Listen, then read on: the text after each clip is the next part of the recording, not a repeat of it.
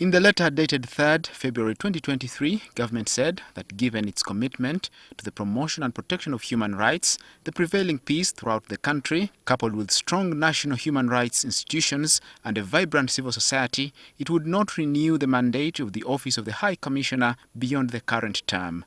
The office has been in Kampala since 2006, initially mandated to monitor the human rights situation in the war-affected northern and eastern regions, and later expanded to cover the whole country and empowering national human rights institutions. You cannot say that we have, as a government, committed to protect human rights when you have been under second peer review committee with glaring human rights issues. One would argue that the very essence of the non-renewal is to avoid continuously being in the spotlight, as human rights violations in this country have continued to be a matter of global concern. So we call upon government to rethink its strategy in terms of its image. In the global family of decent nations, we are likely to be lined up as one of the pariah states.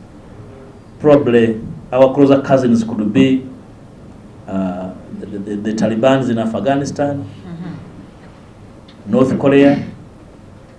These are the kind of states that are above scrutiny.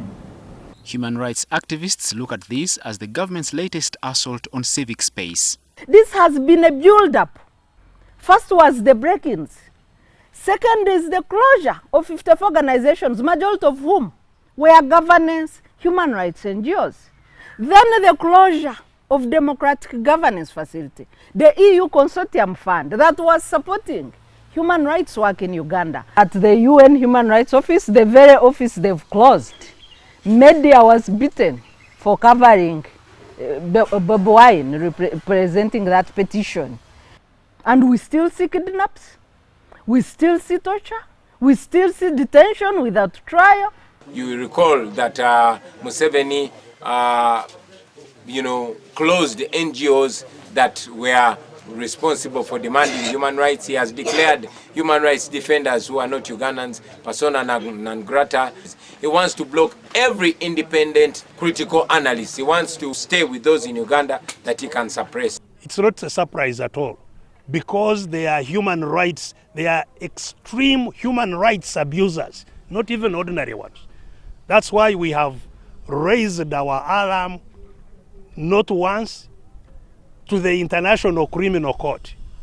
Uganda's human rights record is not a pleasant one, as the country has had to defend itself before a UN Council over allegations of rampant enforced disappearances and torture of its critics. Edward Muhumuza, NTV.